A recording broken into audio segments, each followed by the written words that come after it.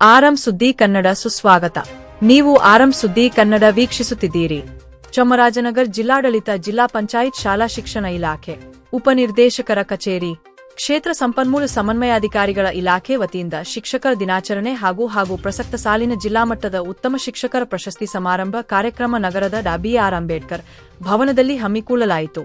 ಸ್ಥಳೀಯ ಶಾಸಕ ಸಿ. ಪುಟ್ಟರಂಗಶೆಟ್ಟಿ ಕಾರ್ಯಕ್ರಮವನ್ನು ದೀಪ ಬೆಳಗಿಸಿ ಉದ್ಘಾಟಿಸಿ, ಸರ್ವಪಲ್ಲಿ ರಾಧಾಕೃಷ್ಣ ಮತ್ತು ಜ್ಯೋತಿ ಬಾಪುಲೆರವರ ಭಾವಚಿತ್ರಕ್ಕೆ ಪುಷ್ಪಾರ್ಚನೆ ಮಾಡಿ ವೇದಿಕೆ ಕಾರ್ಯಕ್ರಮಕ್ಕೆ ಚಾಲನೆ ನೀಡಿದರು. ಬಳಿಕ ಮಾತನಾಡಿದ ಅವರು, ಶಿಕ್ಷಕರು ಮಕ್ಕಳಿಗೆ ಭವಿಷ್ಯದ ದಾರಿ ದೀಪ ತೋರಿಸುವ ಮಹಾನರು, ಸಮಾಜದ ಅಂಕುಡೊಂಕು ತಿದ್ದುವವರು. ಶಿಲ್ಪಿಗಳು ಕಲ್ಲನ್ನು ಕೆತ್ತಿ ಯಾವ ರೀತಿ ಮೂರ್ತಿಯಲ್ಲಿ ಪರಿವರ್ತನೆ ಮಾಡುತ್ತಾರೆ, ಅದೇ ರೀತಿ ಶಿಕ್ಷಕರು ಮಕ್ಕಳನ್ನು ವಿದ್ಯಾದಾನ ಮಾಡಿ ಅವರನ್ನು ದೇಶದ ಒಳ್ಳೆಯ ಪ್ರಜೆಗಳನ್ನಾಗಿ ಮಾಡುವವರು. ಈ ಕೀರ್ತಿ ಬೇರೆ ಯಾವೊಬ್ಬರಿಗೂ ಸಲ್ಲದು ಎಂದರು.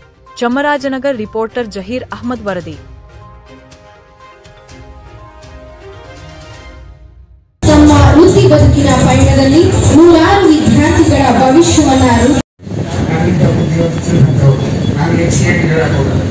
ಸರ್ವಪಲ್ಲಿ ರಾಧಾಕೃಷ್ಣವರು ಅತ್ಯಂತ ಶ್ರೇಷ್ಠ ಶಿಕ್ಷಕರಲ್ಲದೆ ಅತ್ಯಂತ ಶ್ರೇಷ್ಠ ರಾಜಕಾರಣಿಯೂ ಆಗಿದ್ದರು.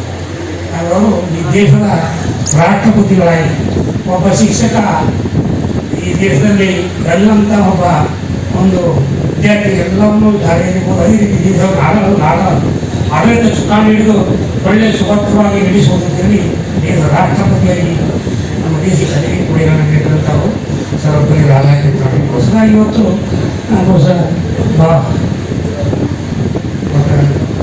ಸಾವಿತ್ರಿ ಬಾಪುಲೆಯವರು ಇವತ್ತು 2-3 ದಿನ ಜಾರಿ ಬರ್ತಾರೆ ಶಿಕ್ಷಣ. ಯಾಕಂದರೆ ಅದರ ಮಹತ್ವ ಇವತ್ತು ಹೊರವಾಗಿ ಮಹಿಳೆಯರಿಗೆಲ್ಲ ನಮಗೆಲ್ಲ ಶಿಕ್ಷಣವನ್ನು ಮಹತ್ವವನ್ನು ಕೊಟ್ಟಂಥ ಮಹಾತಾಯಿ ಸಾವಿತ್ರಿ ಬಾಪುಲೆ ನಾವು ಎಲ್ಲರಿಗೂ ಜ್ಞಾನವಾಗಿದೆ ಕಂಡುಕೊಂಡಿದ್ದೇವೆ. ಯಾಕಂದರೆ ಯಾವ ರೀತಿ ಮಹಿಳೆಯರಿಗೆ ಶಿಕ್ಷಣ, ಯಾಕಂದ್ರೆ ಆ ಪರಿಸ್ಥಿತಿನೇ ಬೇರೆ.